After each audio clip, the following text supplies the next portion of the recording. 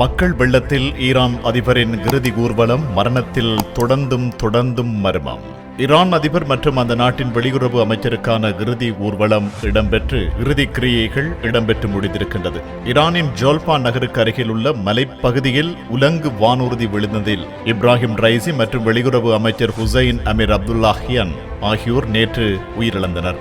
Iran அதிபர் பயணித்த உலங்கு வானூர்தி தீயில் முற்றாக எரிந்து நாசமாகியதை அடுத்து பாரிய சந்தேகம் ஏற்பட்டுள்ளதாக வெளிநாட்டு ஊடகங்கள் செய்தி வெளியிட்டுள்ளன. அமெரிக்க தயாரிப்பான பெல் 212 ரக உலங்கு வானூர்தி 50 ஆண்டுகள் பழமையானது என்றும் அதன் பாகங்கள் பல தற்போது உற்பத்தி செய்யப்படுவதும் இல்லை என அமெரிக்கா தெரிவித்துள்ளது. மேலும் மோசமான காலநிலையில் விமானி உலங்கு வானூர்தியை இயக்கியதன் காரணம் என்ன என்று ஊடகங்கள் கேள்வி எழுப்பியுள்ளன. இந்த நிலையில் விபத்து தொடர்பில் விசாரணையை ஈரான் புலனாய்வுத்துறை ஆரம்பித்துள்ளதாகவும் அந்த இடத்துக்கு ஒரு குழுவை அனுப்பியுள்ளதாகவும் ஈரானின் ஆயுதப்படை தெரிவித்துள்ளது. மேலும் ஈரானின் 14வது அதிபர் தேர்தல் ஜூன் 28ஆம் தேதி நடைபெறும் என்றும் ஈரானின் அரசாங்கம் திங்களன்று முடிவு செய்ததாக அதிகாரப்பூர்வ செய்தி நிறுவனம் தெரிவித்துள்ளது.